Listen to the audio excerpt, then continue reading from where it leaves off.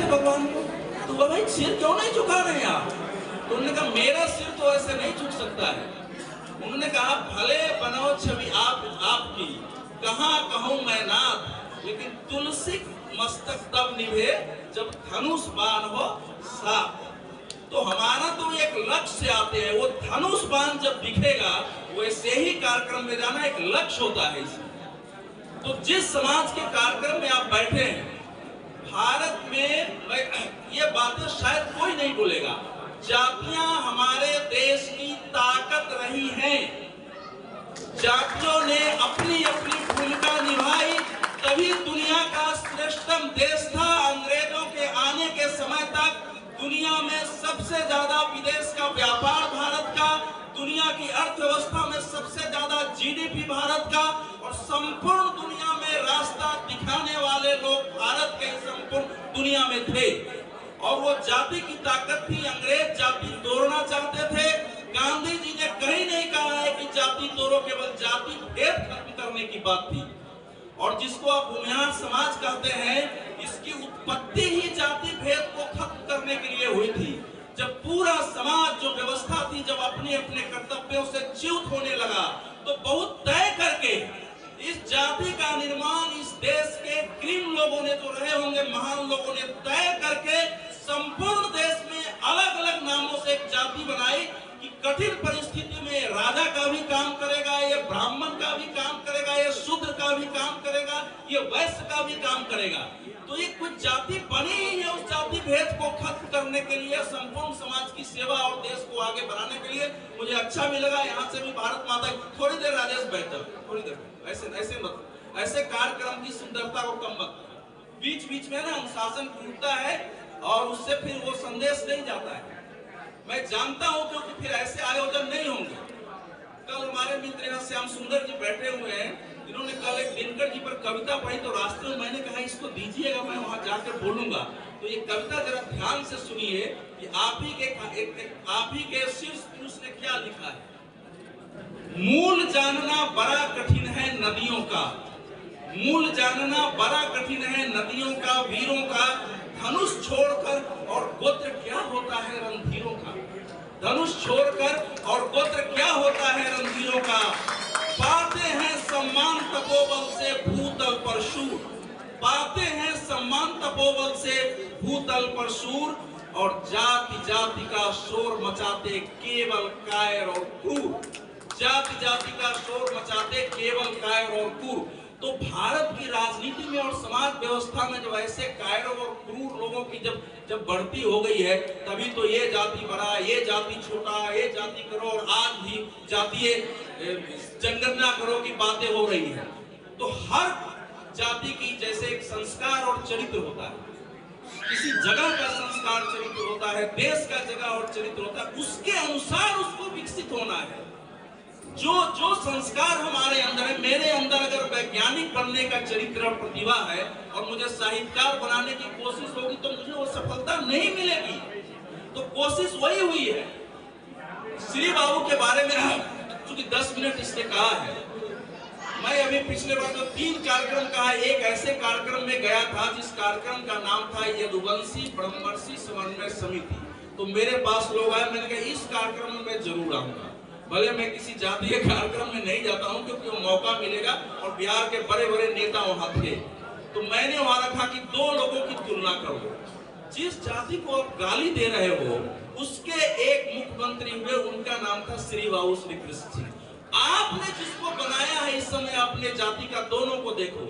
जब श्री बाबू की मृत्यु हुई, जरा ध्यान से सुनिए, जब श्री बाबू की मृत्यु हुई तो जब उनका संदूक खोला गया, जिसको संदूक कहते हैं कागज, उसमें 24,500 रुपए उनके बैंक में थे।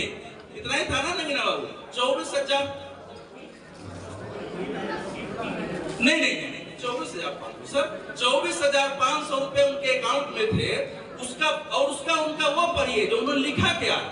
उन्होंने ये लिखा है कि हमारी चूंकि जमीन वगैरह परिवार के लोगों ने लिया है, इसलिए हमारे अंत्येष्टि और श्राद्ध में न तो ये पैसा खर्चा होगा, न परिवार का पार्टी का पैसा खर्चा होगा, न सरकार का पैसा खर्चा होगा।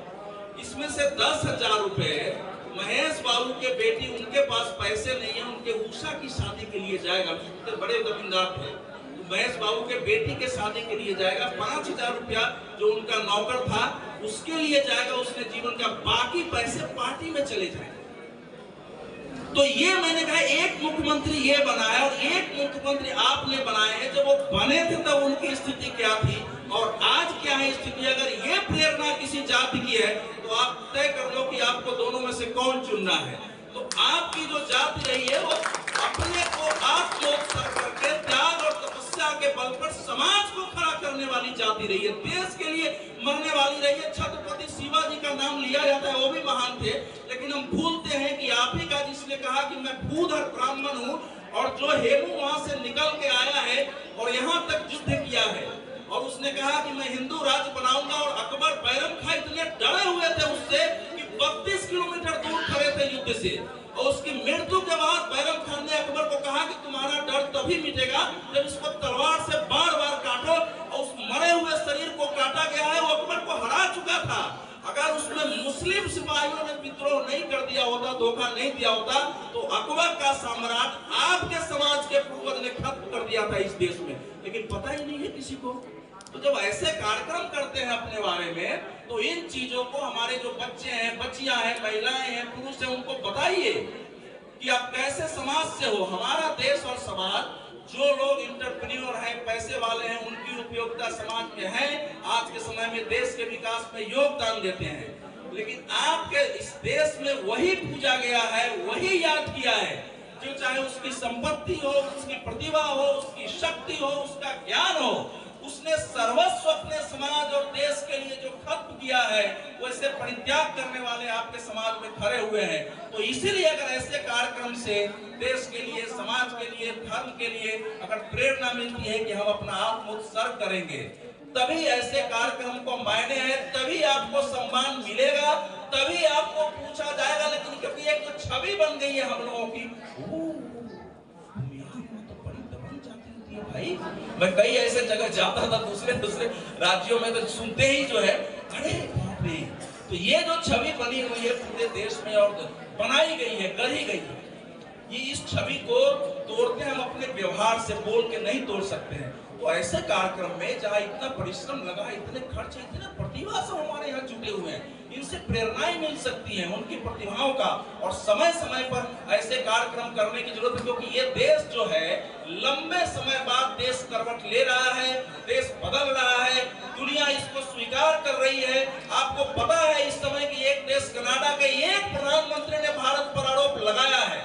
आज उसकी नानी में आज उसकी नानी याद आ गई है, G7 में आके अकेला पड़ गया है और भारत ने कहा कि एक कनाडा के नागरिक को देश में नागरिकता नहीं देंगे अगर तुमने साबित नहीं किया है करने के लिए। तो ये जो आत्मविश्वास देश में पैदा हुआ है, उसमें समाज की भी भूमिका है कि उस आत्मविश्वास को बढ़ा के उस भारत को वहां ले जाए जहां ऋषि परशुराम ने इस भूमि को संपूर्ण विश्व के कल्याण की और मुक्ति के मार्ग के लिए इस जाति को पैदा किया था। अगर ये सोच नहीं है तो फिर ऐसे कार्यक्रमों के क्या मायने होते हैं। तो ऐसे कार्यक्रमों से इस प्रकार की प्रेरणा हो, हम अपने कर्तव्यों को समझे। कोई जाति छोटी और बड़ी नहीं है, सभी जातियों का समाज में योगदान रहा है। लेकिन कालखंड में 1000 साल का ऐसा होगा, इतनी जातियां। आजकल जाति जनगणना कराओ, अंग्रेज कराते थे। पता है हमको जाति जनगणना इस देश में हुआ था, ये मैं अंतिम बोल रहा हूँ, सबकी जानकारी में होना चाहिए कि आज कैसे देश को ठगा जा रहा है। 2011 में जाति जनगणना की बात हुई थी, उस समय यही गृह मंत्री थे जो आज मांग रहे, पी चिदम्बरम ने उसका विरोध किया था, पार्टियों ने विरोध किया था। प्रणब मुखर्जी की अध्यक्षता में एक समिति बनी थी, उसने रिपोर्ट दिया कि जातीय जनगणना होगी लेकिन नाम अलग होगा और ये जनगणना कमिश्नर नहीं कराएंगे, ये ग्रामीण विकास मंत्रालय कराएगा। तो वो सर्वेक्षण के नाम से हुआ था, लेकिन जब वो जनगणना आई तो भैया इसको जारी कैसे करोगे, तो इतनी जातियां गोत्र है, किसी की समझ में नहीं आया कि जारी कैसे करें। जब मोदी जी की सरकार आई तो इनको भी वोट लेना था, सोचे कुछ करना चाहिए, तो इस सरकार ने भी फैसला कर दिया कि इस जाति जनगणना को जारी हम करने जा रहे हैं। कैबिनेट का फैसला हो गया, राजनाथ सिंह गृह मंत्री थे, उन्होंने घोषणा कर दी, अरुण जेटली जी ने प्रेस कॉन्फ्रेंस कर दिया और जो पार्टियां इस समय कह रही है कि जातीय जनगणना कराओ, उन सारी पार्टियों ने विरोध किया। ये जातीय जनगणना जारी नहीं होनी चाहिए। ये आरजेडी, समाजवादी पार्टी सब ने विरोध किया। किसी को याद है? किसी को याद नहीं है। फिर एक कमेटी बनी है अरविंद परगड़िया के नेतृत्व में कि भैया कैसे करें। जब उसने देखा है तो 46,000 जातियां और वो 46 लाख जातियां और गोत्र उसमें आ गई, कैसे जारी करोगे? तो भारत की जाति व्यवस्था इतनी जटिल है कि जो लोग आवाज उठा रहे हैं कि इस देश के वो लोग क्या गलत थे कि आजादी आते ही कैबिनेट का फैसला हुआ कि अब इस देश में आगे से जातीय जनगणना नहीं होगी, क्योंकि अंग्रेज देश को तोड़ने के लिए जातीय जनगणना कराते थे। ये फैसला था कैबिनेट का, केवल SC/ST का कुछ समय के लिए करेंगे क्योंकि इनको आरक्षण देना है। उसको तो इस देश में इतने झूठ फैलाए जा रहे हैं। तो समाज के लोग जहाँ है, जब आपके पास एक ज्ञान होगा तब आप सच्चाई सामने रखेंगे, तब लोगों का सिर झुकेगा। इसलिए ज्ञान अर्जित करना आत्म साधना से भी ज्ञान होता है, केवल किताब से नहीं होता है। अगर शांति से मन को शांत करके आधा घंटा 1 घंटा प्रकृति के गोद में बैठते हैं, आपको पता नहीं चलेगा कितने ज्ञान आपके अंदर आ गए हैं। यहाँ समय कम है ना, तो मैं एक से एक महापुरुषों का नाम बताता जो हजारों लाखों वर्षों से आपके समाज के लोग रहे हैं, लंबे समय से, चाहे महाभारत काल से आज के लेकर, लेकिन सबने एक ही काम किया है, निजी स्वार्थ से ऊपर उठकर समाज हित में, देश हित में, धर्म के हित में, संस्कृति और सभ्यता के हित में अपना संपूर्ण जीवन लगाया है। तो ये प्रेरणा हमारी होनी चाहिए। मनुष्य के मरने का स्थान और समय निश्चित है, वो कोई नहीं टाल सकता है। ये बिल्कुल है, मैंने अपने जीवन में देखा है। ये बहुत लोगों को पता है मेरे जीवन के बारे में। जब मैं बीमार था तो बड़े बड़े लोग मेरे से मिलने आते थे और मेरा नौकर मुझे नेग्लेक्ट करता था। मुझे 1 गिलास पानी की समस्या होती थी, मैं किसको बोल सकता था? मैंने ऐसे लोगों को देखा है तो करोड़ों रुपया है, डॉक्टर ने दवा लिख दिया है, 10 रुपए की दवा लाने वाला कोई नहीं मिलता। तो इसलिए बहुत सारी चीजें जो हम इकट्ठा करते हैं कि हाँ ये करेंगे, और आजकल बच्चे क्या करते हैं, अब तो बच्चों को ये भी नहीं पता है कि मृत्यु के बाद एकादशा द्वादशा क्या होता है। और बरखी तो छोड़ दीजिए, जिनके लिए आप जमा कर रहे हैं, साल में एक कार्यक्रम भी नहीं करते हैं, तो उतना मोह माया में क्यों फंसना है? एक जिम्मेवारी है कि बच्चे हमारे अच्छे नागरिक बने, लेकिन ये भूल मत करिए जीवन में कि बाल बच्चों के लिए कमा के जब हम जमा करके जाएंगे, उसको ये भी नहीं पता है श्राद्ध भी अच्छे ढंग से आजकल नहीं होता है। इसलिए बच्चों को भी योग्य बनाइए कि आपकी मृत्यु के साथ आपको भी याद रखे, आपके पूर्वजों को भी याद रखे और उस परंपरा को आगे भी कायम रखे। तो ये चीजें सब करने की आवश्यकता है आपके समाज को, क्योंकि आपके अंदर जाति सारे वर्ण समाहित हैं। तो आपके जिम्मे सारे वर्णों का कर्तव्य है आपके अंदर। ये नहीं हो सकता है कोई आके हमको कहेगा अगर हम सीमा पर हैं, कोई सैनिक गिर जाता है तो मैं तो वहीं अपनी गाड़ी रोकूंगा, लड़ने आए मैं उसका हथियार उठा के वहीं लड़ूंगा, भले उसकी गोली से मैं मर जाऊंगा वहां। तो ये है हमारा कर्तव्य। मैं सोचता हूँ कि आज के समय में इसने 10 मिनट कहा था, 15-16 मिनट लिया हूँ, लेकिन मेरे अलावा कोई चारा नहीं था। ऐसे कार्यक्रम में आए बिना संवाद किए, बिना बात किए चले जाए। तो आजकल मैं ये देख रहा हूँ कि अपने समाज का जो भी कार्यक्रम होता है, होली मिलन है, संगीत बजा दो, लोगों का स्वागत कर दो। अरे भैया अवधेश कुमार, मैंने तो जीवन में पहले तय किया कोई पुरस्कार ही नहीं लूंगा, क्योंकि इससे बहुत समस्याएं पैदा होती है। लगता है कि औरों से कुछ ज्यादा कर रहे हैं, क्योंकि यहाँ तो लोग जानते हैं, सब टीवी पर देखते हैं।